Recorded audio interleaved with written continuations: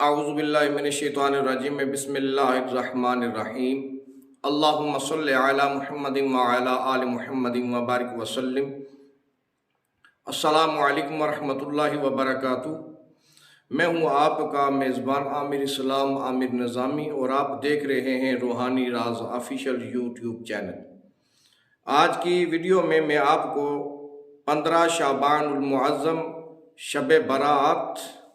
کا ایک خاص عمل بتانے جا رہا ہوں جو شاید آپ نے پہلے بھی کیا ہو لیکن اس ترتیب سے نہ کیا ہو، اور یہ طریقہ جو ہے یہ پہلی بار آپ دیکھ بھی رہے ہوں گے اور سن بھی رہے ہوں گے۔ آپ نے بزرگوں سے سنا ہوگا اور آپ نے ہو سکتا ہے یہ عمل اپنی زندگی میں کئی مرتبہ کیا ہو کہ جب شب برات کی رات آئے تو مغرب کی نماز کے بعد آپ غسل کریں، اور غسل کرنے کا طریقہ جو بتایا جاتا ہے وہ اس طرح کے 7 پتے بیری کے لیں اور انہیں پیس کر پانی میں ملا لیں یا ابال لیں، پانی میں ڈال کر پتوں کو ابال لیں اور اس ابلے ہوئے پانی سے غسل کریں۔ یہاں تک تو یہ طریقہ ٹھیک ہے، لیکن آج میں اس طریقے کا ایک اور پہلو اور ایک اور عمل آپ کے سامنے رکھنے جا رہا ہوں جو کہ انتہائی مجرب ہے، اور جو احباب یہ شکوہ کرتے ہیں، شکایت کرتے ہیں کہ ہم عاملین کے پاس جا جا کر تھک چکے ہیں، ہم ہر عمل کر کے تھک چکے ہیں، تعویذات استعمال کر کے تھک چکے ہیں، لیکن جادو ہے کہ وہ ہماری جان نہیں چھوڑ رہا، اور نحوستیں اور بدبختیاں جو ہیں وہ ہمارا پیچھا نہیں چھوڑ رہی، جنات اور آسیب جو ہے اس سے نے زندگی کو اجیرن بنا رکھا ہے۔ تو ایسے افراد جو شکوہ کرتے ہیں کہ ہمیں کہیں سے بھی کوئی فائدہ نہیں ہوا،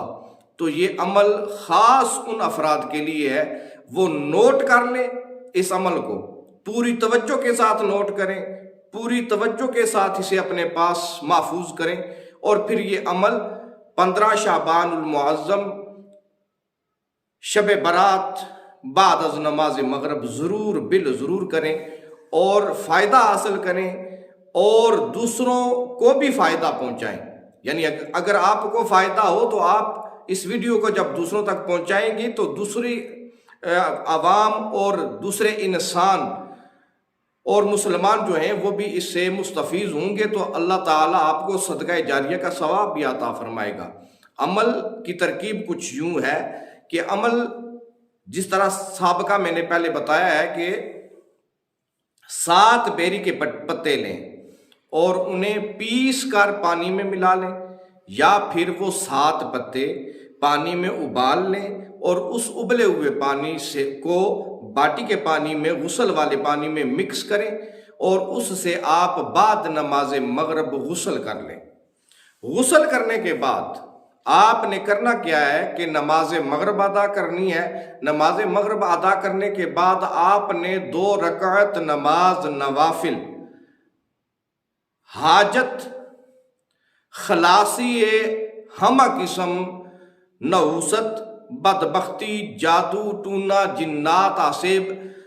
اس سے خلاصی کے 2 رکعت نفل حاجت کے آپ نے ادا کرنے ہیں،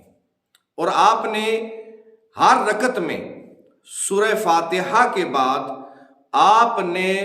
سورہ فیل کو الم تر کیف فعل ربک باصحاب الفیل، اس سورہ مبارکہ کو آپ نے 14 مرتبہ پڑھنا ہے سورہ فاتحہ کے بعد ہر رکعت میں، اور اس کے بعد آپ نے